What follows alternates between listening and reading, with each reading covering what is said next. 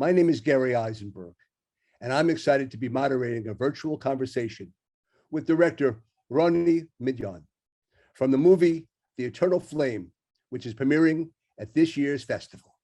So, Ranni, let me ask you this. You present a very interesting film. You present a powerful film of a father, a mother who are getting involved in Israel, but you start first with learning about C, B, and J, Charles, Bernadine, and Jim. This unusual couple. These throuple, yeah. Say that again. Throuple, maybe, yeah. Yes, like a throuple, a triad. Triad. Yeah. They were certainly certainly that. For 30 years, they were together, in love with each other, fascinated by each other, and each fascinated by what they were trying to do in their minds of living forever, in a sense. How did you get involved in this story? How did this story appear to you, and how did you become a part of this movement? As I believe you did become a part of this in your life. And how did that all connect? Can you tell us about that? Yes.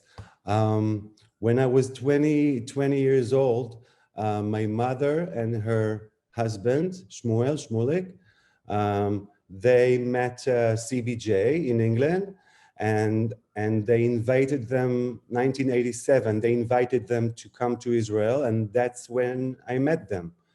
And me and my brothers and sister, we all joined the meetings, and for almost 10 years, it was a very big part of our life, and I can say in many ways changed our family, and I think in a good way.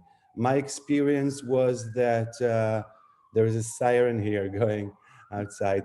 My experience was very positive, and when it was cut off, we didn't have any connection with these people until I had this idea to do the film, and it was interesting for me to reconnect and to investigate such a significant experience that I had personally and all the family around me. We all went through something very strong being part of this movement. So this is between your 20th and 30th year of life. Yes. Did you go to the meetings? Did you experience the exaltation that seems to have happened within the crowd, the hugging and the love and all of the emotion that went on? So your family was from Israel and is from Israel, and your mother's side is I guess the Strauss family. Correct. And she was very hesitant in the beginning. I kind of appreciated how she talks about it, that I'm not sure my husband feels it clearly in every cell, in every emotion, but and you did you immediately get into it? Did you immediately feel it too, or did it take a time? Were you cautious? Did you think, what the hell is going on here? Who can live forever? Yes, the living forever seemed really ridiculous at the time, but they used the term physical immortality now. They talked a lot about the present, and to that I could relate, making every moment valuable and like the eternal, as they would say it, and to have a better communication and to have a better sense of will to live. To all these things I can relate. So the forever part, I put it aside, and I did feel the energy. The meetings were somehow, made you feel very energized. You would come out of the meetings and say, wow, something special because they were very charismatic and people were very open around them and people were sharing. So it was very exciting for me to meet this kind of openness. I didn't come from such an openness and hugging and sharing. Mm-hmm. Did anybody ever say to you that you might be getting involved in something that's, well, certainly it doesn't appear to necessarily be Jewish in its sense. Did anybody ever say to you that you could be getting involved in something that's cultish or evangelical, or that is not necessarily as good as you wanted it to be?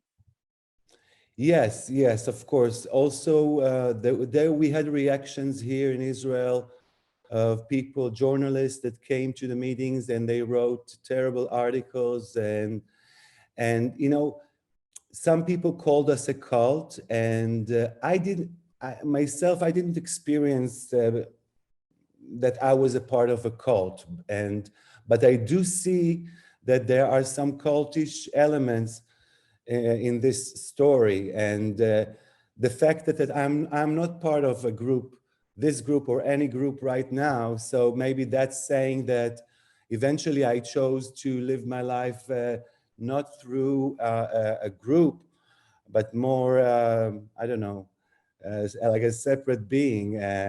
But this experience was very meaningful in a way, because you feel part of a room, of a group, of a tribe that is very alive, and it's very exciting that people are allowing themselves to be emotional and to hug and to be very loving. It was beautiful in many ways, and but it had some cultish elements.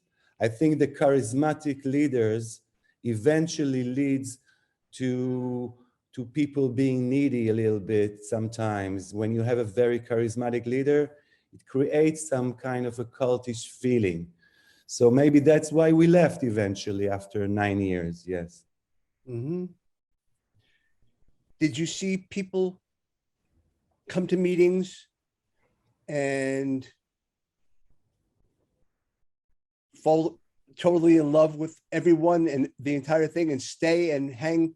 You might have not had the same experience as the next person, but did you see that there was, my background is I've been studying cults for a very long time, and that's part of the reason that I've been asked to kind of host this as a conversation. I did not understand 100% what it was in the beginning because I'm kind of fresh. I want to see something with clean eyes, with open eyes, and with new eyes. And I'm fascinated by the story. There are groups in this world, in this country, in your country, that do take people away from their focus. You didn't seem to be taken away from your focus. Shmuel, your father, didn't seem to didn't get involved that much, although I'm assuming that he did. At one point you said something like he bought a plane of tickets and hotel rooms for those that couldn't afford to go from Israel to Arizona. So I said to myself, well, that's kind of strong.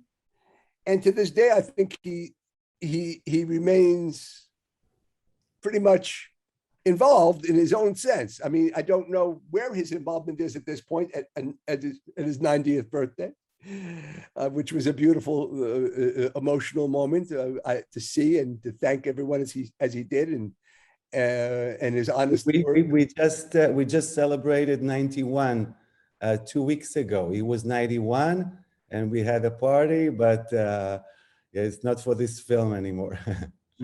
Not for this film at this point. Was there ever Christological aspects, meaning that was there ever Christianity brought into the play when you were as Israelis? How did that?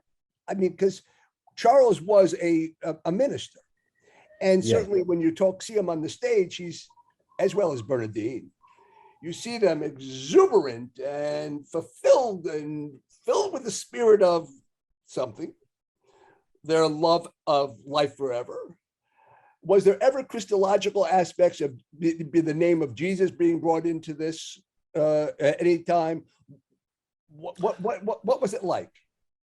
I think Chuck, from time to time, Chuck would mention Jesus as he said, Jesus talked about physical immortality and nobody understood him. But when Chuck started bringing these ideas, they did not accept it in his church. So Chuck left the church. And so I think the language and the passion is what they were used to. I mean, also Bernadine and Chuck, they grew up in the church. So this was the way that they were used to talk. But the issues were more new age, because now the man is in the center, and it's not a church. Maybe it has the passion of church, but I did not experience this as being religious. And by the way, Raya, when she met them, she told them that she believes in God, and she asked them if there is a contradiction. And they said, no, it's okay. You can go on believing in God, and God wants you to be totally alive, and there's no contradiction.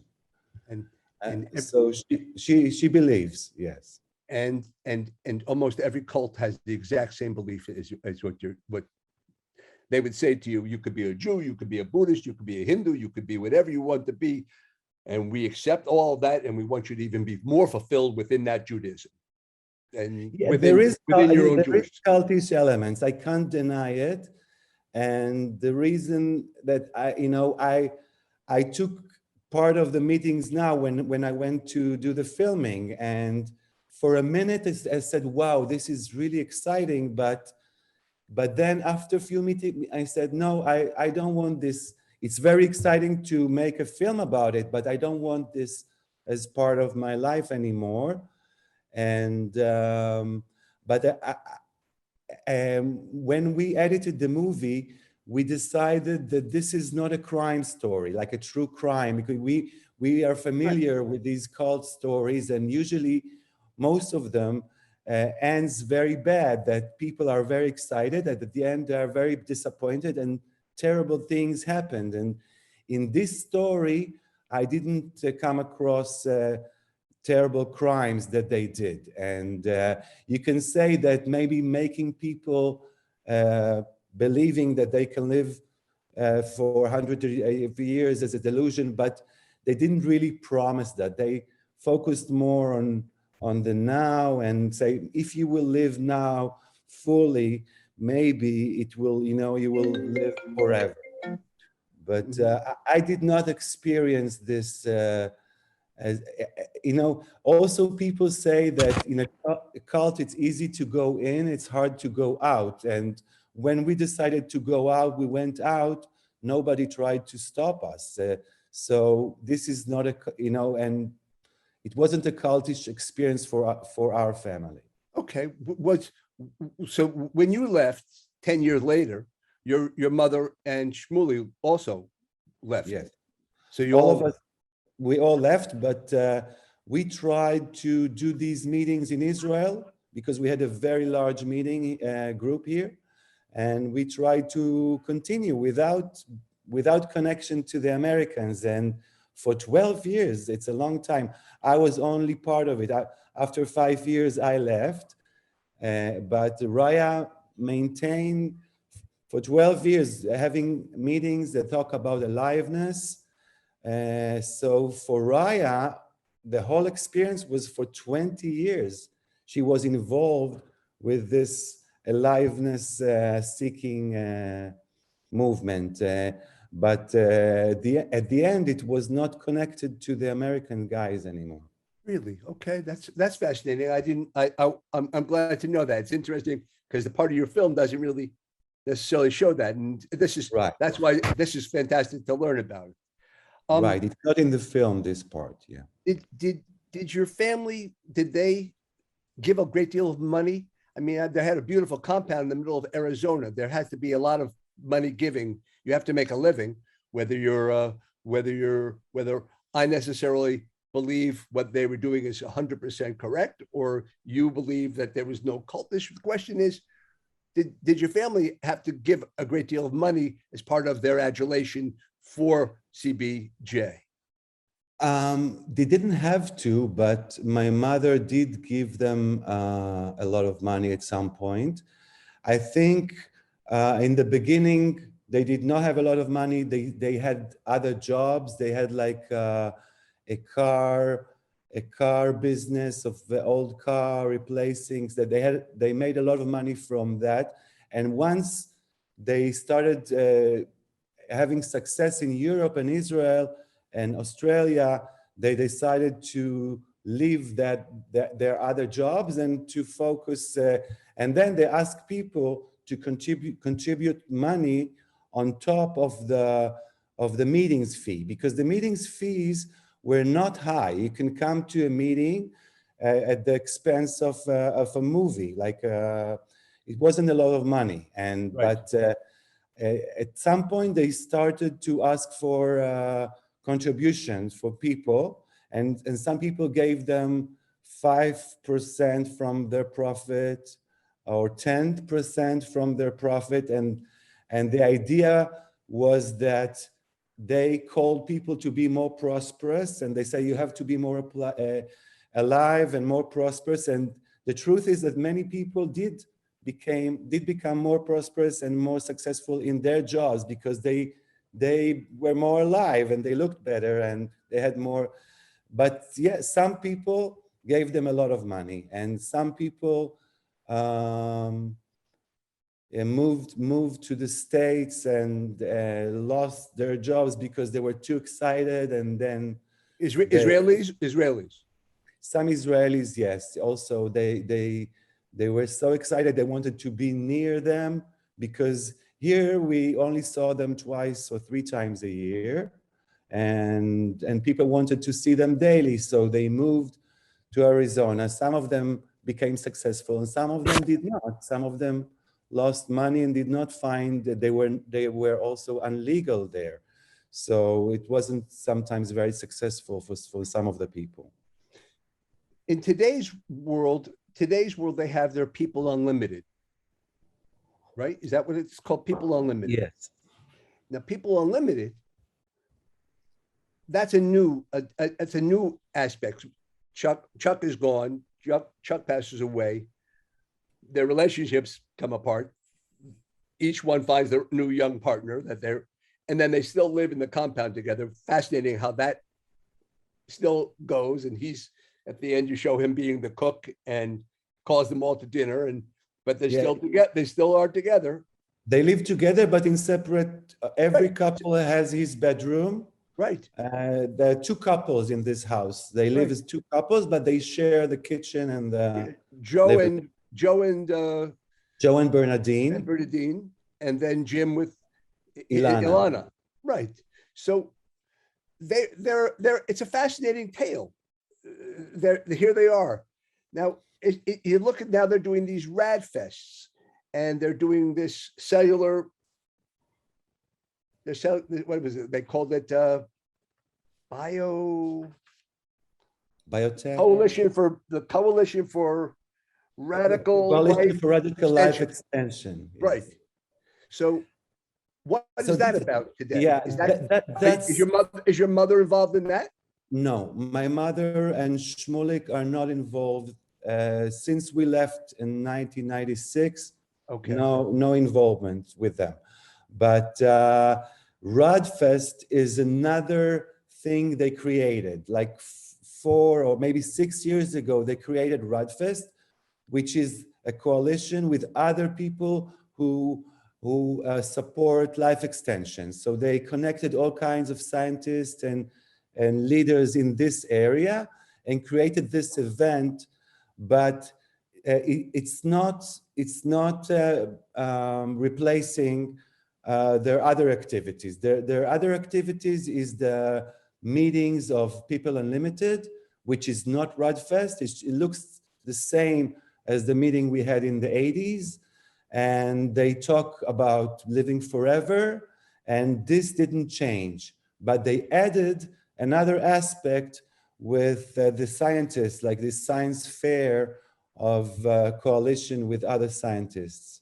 And So this is, yeah, it's interesting. I imagine that they must have products that they're now involved in selling a part of their that would help for life extension, for cellular life extension, with the scientists and medicines that might be hopeful and helpful to believe that they could extend their lives. I mean, this is not just a group. There's a lot of people who believe in cellular transplantation, and Exactly. yeah, so I understand that. It's a huge area, and there is a lot of interest. And in one of the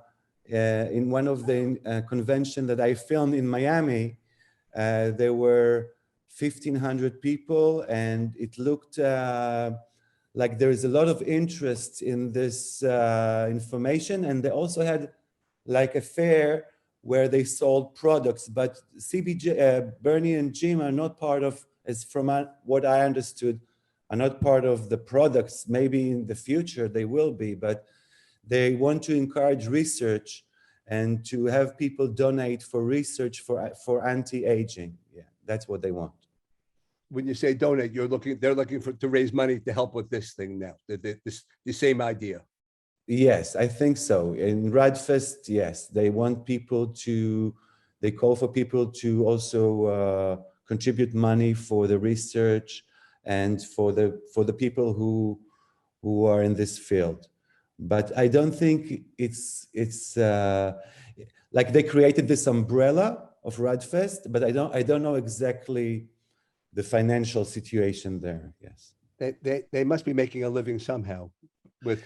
I think so. I think so. Now there is, after this big fall on the 96, and now after many years that they were not doing so good, they came out with a new book. Bernie and Jim wrote a new book, and they have this Radfest, and they are pretty successful again now. Interesting. So they still are, to me, powerful cult leaders. To me, some people wouldn't see it that way, I guess. But as in my close to 48 years of studying this subject, they are great manipulators, profound Because they know how to speak so well. They speak so well. They convince so well. They know how to touch a person's cellular level, as Shmuley would say. They had an ability to be able to reach a group. Well, each individual felt as though they were being talked to. Humanity and people who are involved in going to group meetings or churches or any type of a new age program often will tell the same tale of feeling similar to the way your family felt. It's just who we are. We're made this way, I believe. No one comes and says, I'm going to join a group. I'm going to join a cult. No one ever thinks that's going to happen. You know, cults work profoundly well with a lot of people, wealthy people, and those who are not so wealthy, and they often become the workers within the organizations. If you don't have enough money to pay for certain things, you're going to be typically asked to be a part of us and work with us and help set up and to be a part of the kitchen or be a part of the life and be a part of our compound, because they need people to do that as well. And they still want to present the message, but they also need help to go on. I'm not sure. I can't say for sure what goes on within the group today, People Unlimited. I would hope that they've learned some lessons. I'm not sure 100%, but it's a fascinating film, your film. I think that the public should know that it has those aspects of cultishness. I think that the average person would say that this has. I would think that anyone should be warned that I'm not sure that the future People Unlimited is so innocent either. I think that once you get a taste for money, and I'm sure there's significant money that they're making, that it could continue. They want to continue this. I hope that they'll live forever, these people.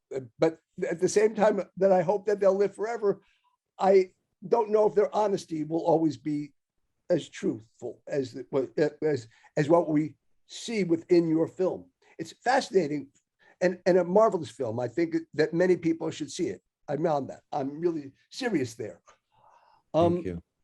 Is the scene in Brazil with the young man, is that your son? No, it's Shmuel's grandson, Danny. His son was also, he was like doing the sport, the gym with him. He's also Yes. in the movie.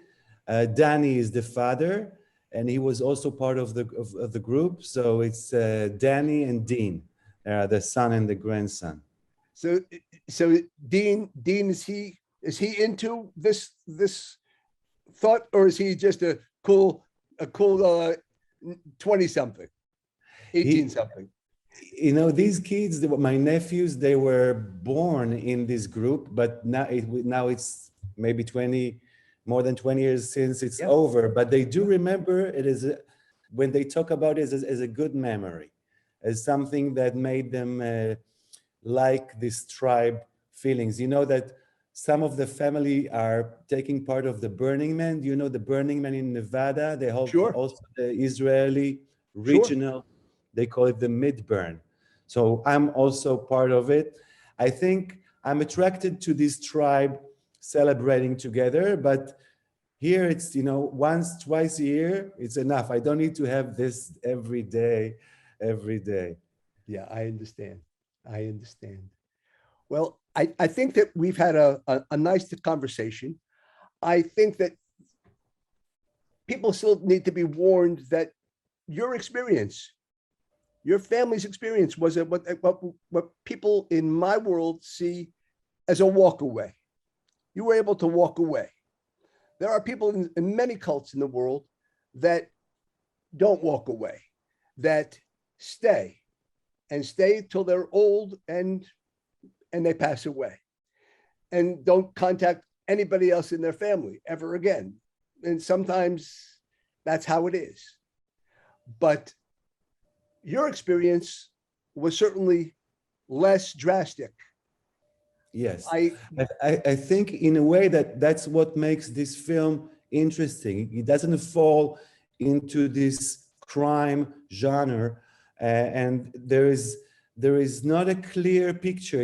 Are they con people? I don't think they are con people. I think they truly believed of what they were saying, and after Chuck died, you would suppose that they would say, okay, this is a stupid idea, but no, they said he was wrong. So maybe it's like a self-suggestion, but my experience was that they are not a con people. But I thank you for warning the people.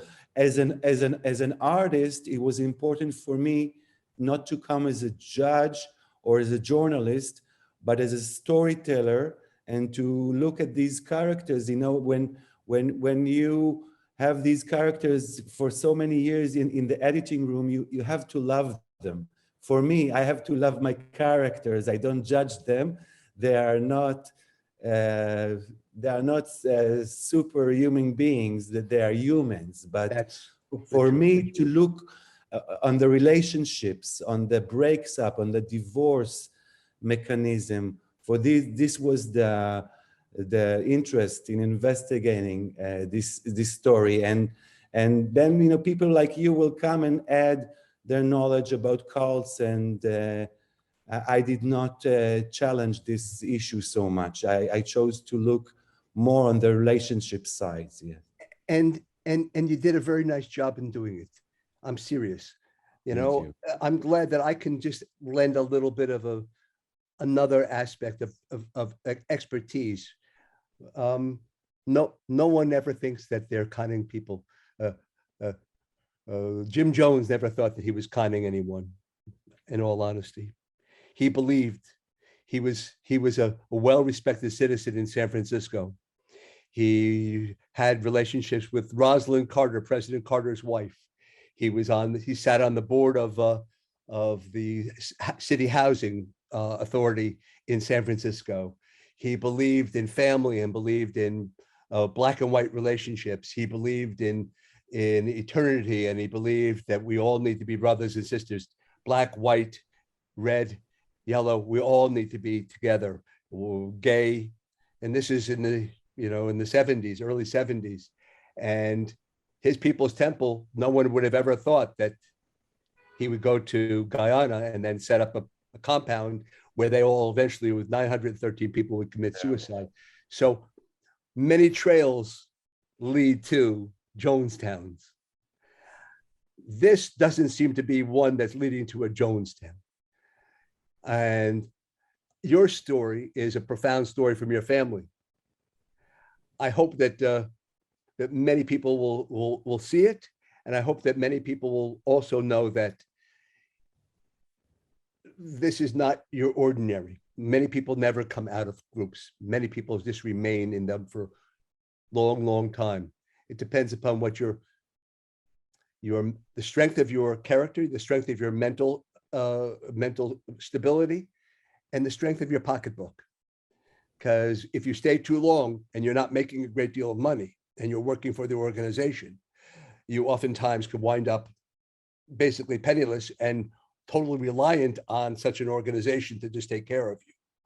And you might choose to one day leave. You might want to go, but you are stuck and frozen and you can't get out. You were fortunate to be a walk away with your family and to take away the good parts, which I think you did take some good parts. Your mother said some beautiful things at the end of the film. What did I think I wrote down that, what did she write?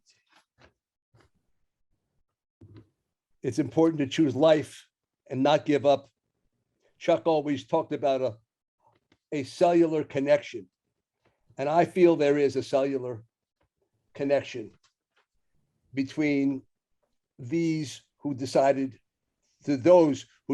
to make a difference in the life and to choose life and to manage it. That's a profound statement. So she was able to walk away and she was able to still keep something for herself and then run something, hopefully, that was good for her fellow Israelis and for her community. As a respected individual, as I believe she probably is and will be to the end of her life. And I'm pleased to have met you. I'm glad that we had these moments. Is there something that I didn't ask you that you would like to ask me, or something that you would like to say as a statement beyond what we've already talked about? You summed it very beautifully. Maybe just to say that for me, it was also fascinating to bring people in their 80s. You don't see in media, in television, a lot of people in their 80s being, with good energies, with a lot of plans to the future, being so optimistic. And I think during this time of COVID, my mother at the beginning, she was very depressed because they say, don't visit the old people. And she said, I don't want to be separated from all the humanity being with old people. So there is something about not retiring and still being vital and being energetic, that I think like her interpretation and Shmuel's interpretation of what they took from these people, they beautifully brought it to reality in a way. So you can say that it's partially a story of failure and also partially of a success of these people.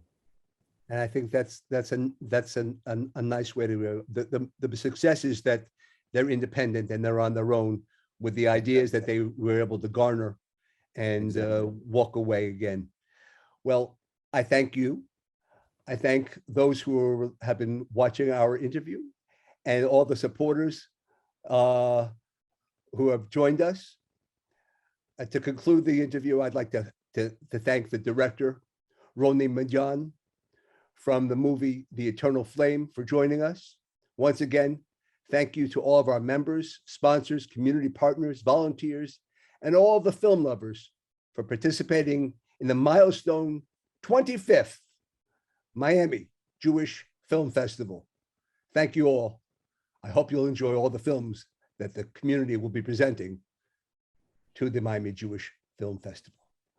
So long. So long. Thank you very much.